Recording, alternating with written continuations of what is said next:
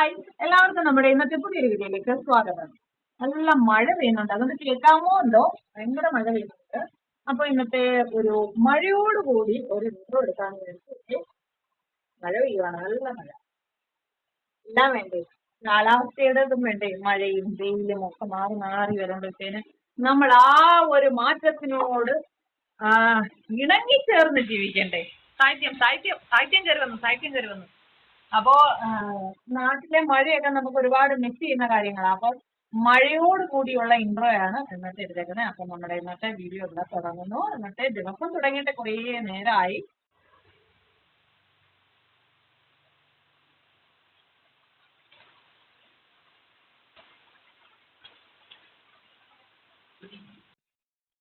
ഇതൊരു കുളമാണ്. നേരത്തെ വെള്ളമേ ഇല്ലായിരുന്നു. ഇപ്പൊ 2-3 ദിവസം മഴ പെയ്യാൻ തുടങ്ങിയതിന് ശേഷം വെള്ളമായി. പക്ഷെ നല്ല വെള്ളമല്ല, പന്ന വെള്ളമാണ്. എന്നാലും വെള്ളമായി. കുറേ മഴയൊക്കെ പെയ്യുമ്പോഴത്തേനും നിറയും. നേരത്തെയൊക്കെ ആമ്പലൊക്കെ ഉണ്ടായിരുന്ന കുളമാണ്. ഇപ്പൊ ആമ്പലൊന്നുമില്ല, എല്ലാം വയലേലകളാ. ഈ റബ്ബർ നിൽക്കുന്നത് വയലായിരുന്നു. ഇപ്പൊ പക്ഷെ റബ്ബർ നട്ടേക്കുക. നല്ല മഴ വരുന്നുണ്ട്, അതാ ഇങ്ങനത്തെ ക്ലൈമറ്റ്. ഇതിന്റെ അങ്ങ് മേളിൽ അമ്പലം. നേരത്തെ ഇവിടെ എല്ലാം കൃഷി ഉണ്ടായിരുന്ന വയലായിരുന്നു. ഇപ്പൊ നോക്കൂ, റബ്ബറായി ഇവിടെ എല്ലായിടും. താഴെ വരെ വയലായിരുന്നു. നേരത്തെയൊക്കെ കൃഷിയൊക്കെ ഉണ്ടായിരുന്ന സമയത്ത് കാണാൻ നല്ല ഭംഗിയായിരുന്നു. ഇവിടെ എല്ലാം നല്ല വയലില് നെല്ലൊക്കെ ഇങ്ങനെ വിളഞ്ഞു കിടക്കുന്നത് കാണാനായിട്ട്. ഇതിനകത്ത് നെല്ലായിരുന്നു. ഈ സൈഡ് നേരത്തെ റബ്ബർ തന്നെ.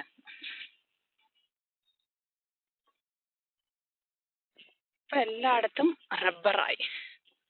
കൃഷിഭൂമി എങ്ങും ഇല്ല. എനിക്കിനി ഇതിലേ കയറി പോണം. ഇതിലേയും പോവാം, പക്ഷെ ഇത് കുറച്ചൊരു ഷോർട്ട് കട്ടാ. അതുകൊണ്ട് ഇതിലെയാ ഞാൻ പോകുന്നത്. ഇവിടൊക്കെ വെള്ളം നിറയുമ്പോ ഉണ്ടല്ലോ, ഈ തോട്ടിലൂടെ ഒക്കെ, ഇതൊരു തോടാ, പക്ഷെ ഇപ്പൊ അതിനകത്ത് വെള്ളമില്ല. എനിക്കിപ്പോ പണ്ടത്തെ കാലങ്ങളാ ഓർമ്മ വരുന്നേ. പണ്ട് ഇതിലേക്കൂടെ ഒക്കെ നടക്കുമ്പോ മഴ സമയത്തൊക്കെ ഈ തോട്ടിലൊക്കെ വെള്ളം നിറഞ്ഞിട്ട് ഒരുപാട് വെള്ളം ഉണ്ടായിരുന്നു. അപ്പൊ ഇങ്ങനെ ചാടി പോകാനായിട്ടൊക്കെ നല്ല രസമായിരുന്നു. അതിന്റെയൊക്കെ ഒരു ഓർമ്മ. കുറേ നാളുകളായി ഞാൻ ഇവിടുന്ന് ഇപ്പം ബോംബെയിലേക്ക് പോയിട്ട്. അപ്പൊ ഇതൊക്കെ പണ്ടത്തെ കാര്യങ്ങളൊക്കെ ഓർമ്മ വരും ഇങ്ങനെയുള്ള സ്ഥലങ്ങളൊക്കെ കാണുമ്പോൾ. പണ്ട് ഇതിലേക്കൂടെ ഇങ്ങനെ കുറേ നടന്നിട്ടുള്ളതാ. തോട്, മഴ പെയ്യുമ്പോഴത്തേന് തോട്ടിലൊക്കെ ചാടി പോവുക, അങ്ങനെയൊക്കെ ഉള്ളത്. ഞാനിപ്പോ അക്കരെ ഒരു വീട്ടിൽ വരെ പോയിട്ട് വരുവാ. ഞാൻ ഒറ്റയ്ക്കേ ഉള്ളൂ, അമ്മയും ധനുഷും വീട്ടിലാ. അപ്പോ മഴ വരുന്നു. ധനുഷെന്നെ വിളിച്ചു, അമ്മ എവിടാ അമ്മ, മഴ വരുന്നമ്മ, പെട്ടെന്ന് വാന്ന് പറഞ്ഞിട്ട്. ഞാൻ പറഞ്ഞു വരാം. പണ്ട് കുറേ നടന്നിട്ടുള്ളതാ ഈ വഴികളിലൂടെയൊക്കെ. ഇപ്പൊ ബോംബെ പോയിട്ട് വരുമ്പോഴത്തേന് വല്ലപ്പോഴും അങ്ങാണ് ഇതിലേക്കൂടെ ഇങ്ങനെ നടക്കും, അല്ലാതെ വീട്ടിൽ തന്നെ. പണ്ടൊക്കെ വീട്ടിലങ്ങ് ഇരിക്കുകയല്ലായിരുന്നു. സ്കൂളിലൊക്കെ പഠിക്കുന്ന സമയത്തേ ഒരു ദിവസം അവധി കിട്ടി കഴിഞ്ഞു കഴിഞ്ഞാൽ ഇങ്ങനെ നടക്കുമായിരുന്നു. അക്കരെ വീട്ടിലും പോയി ഇക്കരെ വീട്ടിലും പോയി. അമ്മൂമ്മയൊക്കെ ഉള്ള സമയമായിരുന്നു. അവിടെ ഒരു പ്ലാവ് കിടക്കുന്ന ചക്ക, നിറച്ചും ചക്ക. ഞാൻ കാണിച്ചു കണ്ട, താഴത്തൊട്ടി ചക്കയാ. കാണുന്നില്ല നല്ലോണം, കണ്ട? കുറച്ച് കണ്ട, താഴത്തൊട്ട്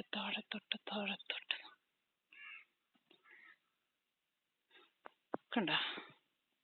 ഞാൻ വന്നപ്പോ അമ്പലത്തിന്റെ അവിടെ നിന്ന് കുറേ മാങ്ങ പറക്കി കൊണ്ടുവന്നു. നല്ല നാട്ടുമാങ്ങയായിരുന്നു. കൊണ്ടുവന്നു ഉടനെ കഴുകി അത് കഴിക്കുകയും ചെയ്തു. നല്ല മധുരമുള്ള മാങ്ങയായിരുന്നു, നല്ല മധുരമുള്ള മാങ്ങ കൊണ്ടുവന്ന് എനിക്കും ധനുഷനും ഒട്ടും ക്ഷമയില്ലായിരുന്നു. ഞാൻ അപ്പോഴേ കഴിച്ചു തീർത്തു. ഞാൻ ദേ വന്ന് കയറി മഴയും തുടങ്ങി. ഭയങ്കര മഴ പെയ്യുന്നു. അത് കാണിച്ചു തരാം. മഴ പെയ്യുന്ന എന്താ കാണാനായിട്ടല്ലേ, എല്ലാവർക്കും അറിയാവുന്നതല്ലേ. എന്നാലും എന്റേതായ രീതിയിൽ ഞാൻ കാണിച്ചു തന്നാലോ. മഴ കൂടാ, മഴ പെയ്താൽ തോപ്പിക്കൂടാ. കാണുന്നോ?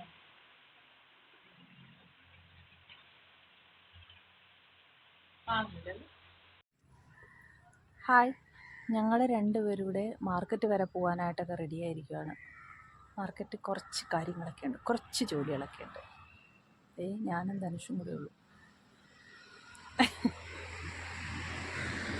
ഞങ്ങൾ മാർക്കറ്റിലൊക്കെ പോയിട്ട് വന്നു. മാർക്കറ്റിൽ പോയിട്ട് വന്നപ്പോഴത്തേന് സ്ഥിരം മേടിക്കുന്നത് കണക്ക് അലുവ മേടിച്ചിട്ട് വന്നു. ധനുഷിൻ്റെ ഫേവറേറ്റ് ആണ് അലുവ. അതേ നോക്ക്, അലുവയും ചിപ്സും മിച്ചറും ഒക്കെ മേടിച്ചിട്ട് വന്നു. അലുവയോ? ശരിയാ, ഇപ്പോഴാണ് ഇഷ്ടം തോന്നുന്നു. ഇപ്പോഴാണ് തോന്നുന്നു ഇതിൻ്റെയൊക്കെ ടേസ്റ്റ് അറിയാവുന്നത് അല്ലേ. മിച്ചറും ചിപ്സും ഒക്കെ മേടിച്ചോണ്ട് വന്നു. ഇവിടെ മിച്ചറും ചിപ്സും ഒക്കെ ഞങ്ങൾ മാർക്കറ്റിൽ നല്ല മേടിച്ചത്.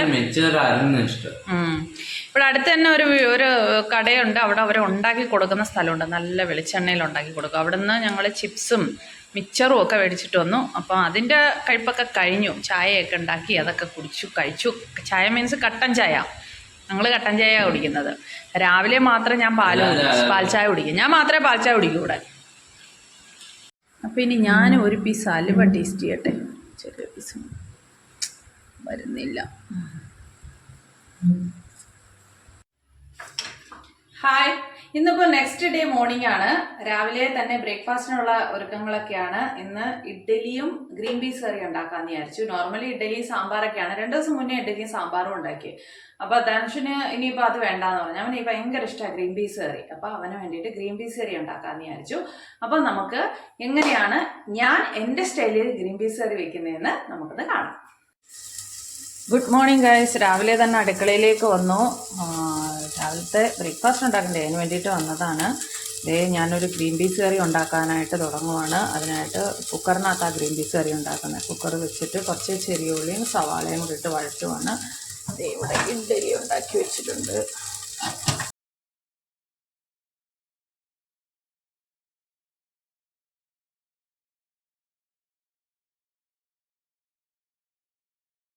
ഇനി ഗ്രീൻ പീസ് കറിക്ക് ഒരു അരപ്പുണ്ടാക്കണം. അതിന് വേണ്ടിയിട്ട് ഞാനിവിടെ കുറച്ച് തേങ്ങ എടുത്തിട്ടുണ്ട്. ഇത് ഞാൻ എൻ്റെ സ്റ്റൈലിൽ ഉണ്ടാക്കുന്നതാണേ. 2-3 വെളുത്തുള്ളി എടുത്തിട്ടുണ്ട്.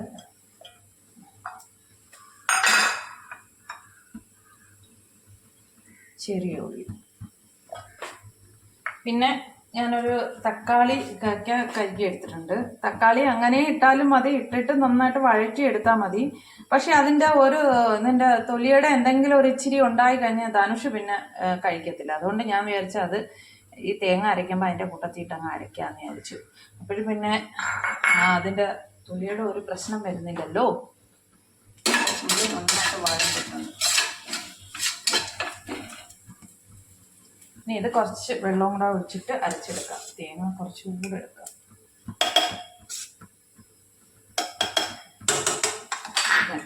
ഇനി നല്ലതായിട്ട് അരച്ചെടുക്കാം. നല്ലതുപോലെ നല്ല വെണ്ണ പോലെ അരച്ചെടുക്കണം. കുറച്ച് വെള്ളവും കൂടെ ഒഴിച്ചിട്ട് അരച്ചെടുക്കാം.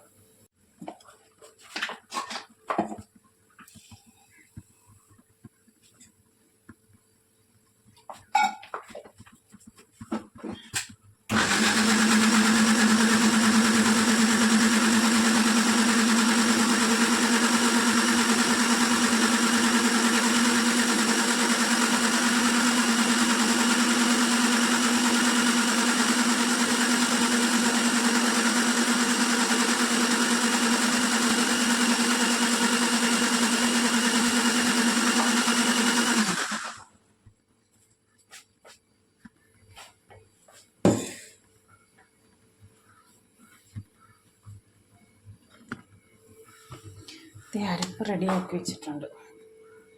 അതവിടെ ഇരിക്കട്ടെ. ഉള്ളി നന്നായിട്ട് വഴണ്ടിട്ടുണ്ട്. അതിലേക്ക് നമുക്ക് കുറച്ച് പൊടികൾ ചേർത്ത് കൊടുക്കാം. ഇതിലേക്ക് കുറച്ച് മഞ്ഞൾപ്പൊടി.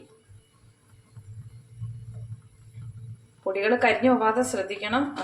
പെട്ടെന്ന് ഇളക്കിയെടുക്കണം, അല്ലാന്നുണ്ടെങ്കിൽ പൊടികളെല്ലാം കരിഞ്ഞു പോകും.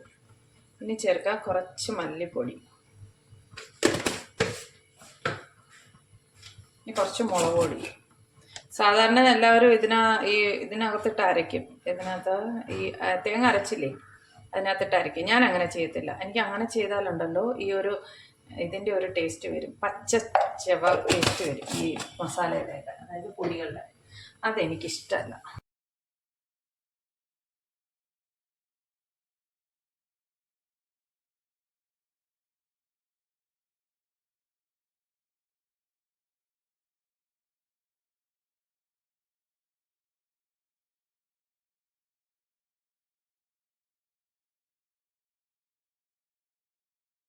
നന്നായിട്ട് മൂക്കണം പൊടികൾ. ഒരു ചുമയൊക്കെ വരുന്ന ഒരിതുണ്ടല്ലോ, ആ പരുവത്തിന്.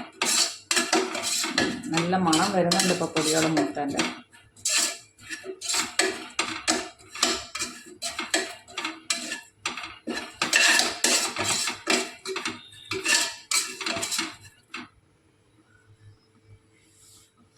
ഇനി ഇതിലേക്ക് നേരത്തെ നമ്മൾ അരച്ച് വെച്ചേക്കുന്ന അരപ്പിട്ട് കൊടുത്താൽ മതി.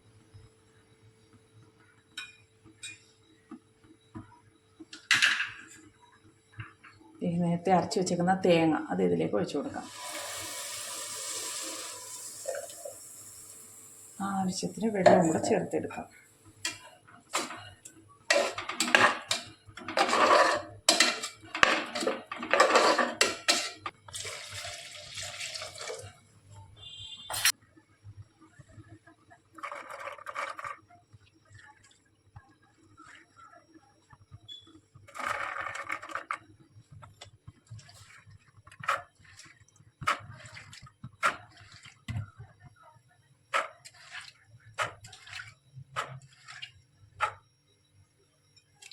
ഇളക്കി നോക്കാം.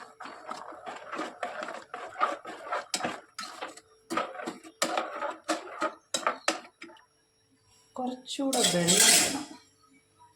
ഇത് വേവുമ്പോഴത്തേനുണ്ടല്ലോ നന്നായിട്ടങ്ങ് കുറുകും. പിന്നെ വെള്ളം ഒഴിച്ച് കഴിഞ്ഞാൽ ഇത് വെന്തൊക്കെ കഴിഞ്ഞിട്ട് നമ്മൾ വെള്ളം ഒഴിച്ച് കഴിഞ്ഞാൽ ഒരു ടേസ്റ്റ് വ്യത്യാസം ഉണ്ടാവും. അപ്പോൾ വെള്ളം ആവശ്യത്തിന് വേണ്ടുന്ന വെള്ളം ഇപ്പോഴേ ഒഴിച്ചു കൊടുക്കണം. പിന്നെ വെള്ളം ഒഴിക്കാൻ നിൽക്കരുത്. ഇത് അടച്ചു വെച്ച് വേവിക്കാം. അപ്പോൾ റെഡിയാവും നമ്മുടെ ഗ്രീൻ പീസ് കറി.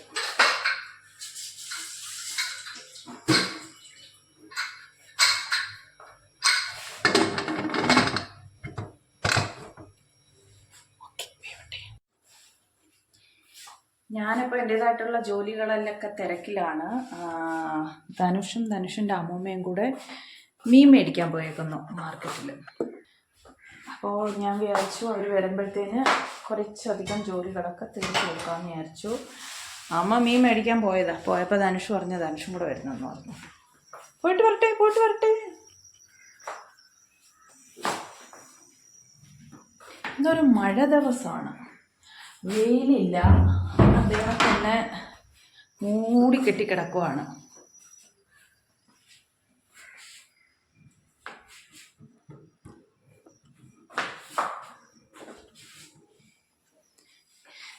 അപ്പോൾ അവർ വന്നതിന് ശേഷം ഇനി വല്ലതും കഴിക്കാൻ പറ്റത്തുള്ളൂ. 10 മണിയായി. എത്ര ലേറ്റായെന്നറിയും. ഇന്ന് മഴ ദിവസം ആയതുകൊണ്ടുണ്ടല്ലോ രാവിലെ കുറച്ച് ലേറ്റായിട്ടാണ് എഴുന്നേറ്റെ. മഴയൊക്കെ അല്ലേ, അപ്പോൾ ഉറങ്ങാൻ നല്ല സുഖമായിരുന്നു. അല്ലാന്നുണ്ടെങ്കിൽ 6 മണി കഴിയുമ്പോഴേ എഴുന്നേൽക്കുന്നതാണ്. ഇന്ന് 7 മണി എഴുന്നേറ്റോ.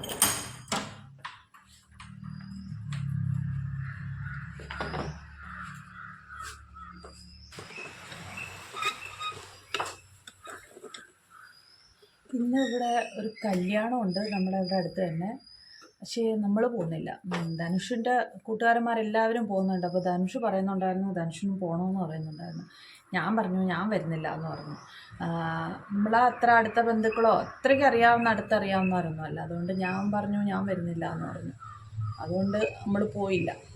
അതുകൊണ്ട് ഞാൻ പോകാത്തതുകൊണ്ട് ധനുഷും പോയില്ല. അപ്പോൾ എല്ലാവരും കല്യാണത്തിന് പോകുന്നു. മഴയായി കഴിഞ്ഞ് കഴിഞ്ഞാൽ അങ്ങ് എന്തോ പറയുന്ന ഒരു ബുദ്ധിമുട്ടാണ്. ചൂടായി കഴിഞ്ഞ് കഴിഞ്ഞാൽ എത്ര ചൂടായാലും നമുക്ക് സഹിക്കാവുന്നതേ ഉള്ളൂ.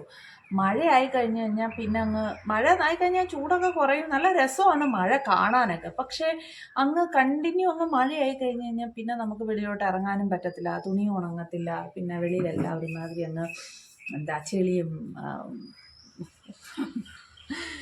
അങ്ങനെ മഴ കാണാനൊക്കെ നല്ല രസമുള്ളൂ കേട്ടോ. പക്ഷേ ദിവസവും മഴയായി കഴിഞ്ഞ് കഴിഞ്ഞാൽ എല്ലാവർക്കും ബുദ്ധിമുട്ടാണ്. ചൂട് തന്നെ നല്ലത്, വെയിൽ തന്നെ നല്ലത്. വെയിലായി കഴിഞ്ഞ് കഴിഞ്ഞാൽ കുറച്ച് ചൂട് സഹിക്കണമെന്നേ ഉള്ളൂ. വെയിലാകുമ്പോൾ എല്ലാവരും മനുഷ്യരുടെ കാര്യമല്ലേ. ഞാൻ എൻ്റെ കാര്യം തന്നെ പറയുക, ചൂടാകുമ്പോഴത്തേന് ചൂടേ എന്ന് വിളിക്കും. അയ്യോ ചൂടേ എന്ന് വിളിക്കും. മഴയായി കഴിഞ്ഞാൽ അയ്യോ മഴയേ, വെളിയിലിറങ്ങാൻ പറ്റുന്നില്ലേ, മഴയേ എന്ന് പറയും. വെളിയിലിറങ്ങാൻ പറ്റുന്നില്ല, തുണി ഉണങ്ങത്തില്ല, അങ്ങനെയൊക്കെയുള്ള ബുദ്ധിമുട്ടുകളാണ്.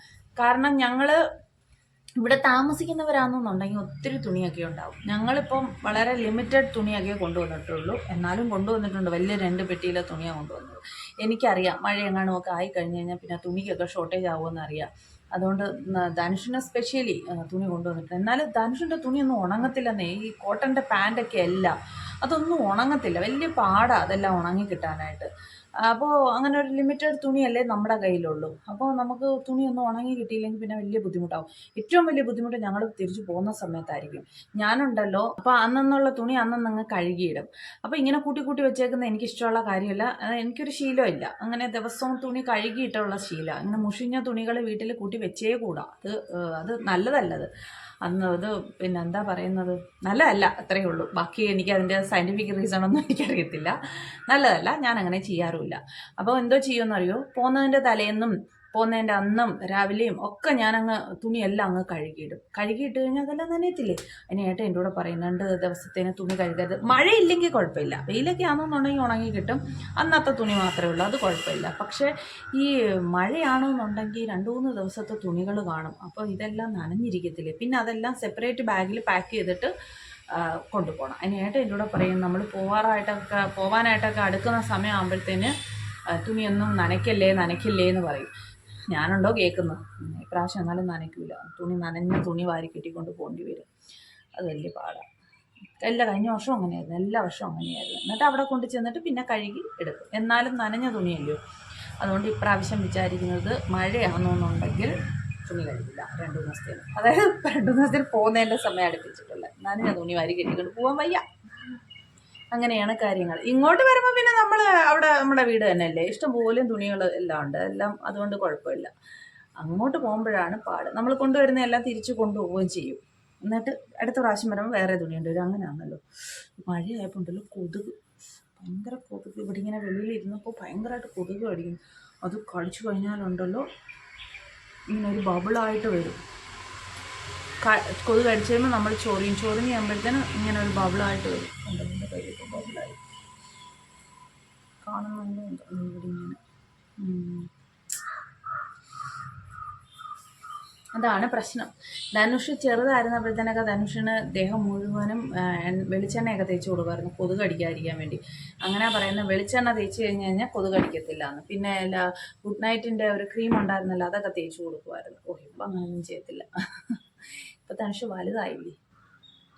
അപ്പം അങ്ങനെയൊക്കെയാണ് കാര്യങ്ങൾ. അപ്പം നമ്മുടെ ഇന്നത്തെ വീഡിയോ ഇവിടെ എൻഡ് ചെയ്താലോ. അപ്പോൾ കുറേ നേരമായല്ലേ കത്തി വയ്ക്കുന്നതൊന്നുമല്ല, ഞാൻ എൻ്റെ വിശേഷങ്ങളൊക്കെ നിങ്ങളുമായിട്ട് ഷെയർ ചെയ്യുന്നു, അത്രയേ ഉള്ളൂ കേട്ടോ. അപ്പോൾ ഇന്നത്തെ വീഡിയോ അവസാനിപ്പിക്കുന്നതിന് മുന്നേ എല്ലാവരോടും ഒരു കാര്യം പറഞ്ഞോട്ടെ. നിങ്ങളുടെ എല്ലാവരുടെയും സപ്പോർട്ട് എനിക്ക് വേണം. എല്ലാവരും സപ്പോർട്ട് ചെയ്യുന്നുണ്ട്. സപ്പോർട്ട് ചെയ്യുന്നവർക്ക് എല്ലാവർക്കും ഒരുപാട് നന്ദി, ഒരുപാട് സ്നേഹം. എല്ലാവരോടും ഒരുപാട് സ്നേഹമുണ്ട്. അപ്പോൾ ഇനിയും എല്ലാവരുടെയും സപ്പോർട്ട് എനിക്ക് വേണം. എൻ്റെ വീഡിയോകളൊക്കെ കാണണം എന്നങ്ങനെ നിർബന്ധിക്കുന്നൊന്നുമില്ല. നല്ലതാണെങ്കിൽ കാണുക, ഇല്ലയെന്നുണ്ടെങ്കിൽ നിങ്ങളുടെ ഇഷ്ടം. നമ്മളാരെയും ഒന്നും നിർബന്ധിച്ച് ചെയ്യിച്ചുകൂടല്ലോ, അതുകൊണ്ട് നിർബന്ധിക്കുന്നില്ല. അപ്പോൾ നമുക്ക് ഇന്നത്തെ വീഡിയോ ഇവിടെ എൻഡ് ചെയ്താലോ.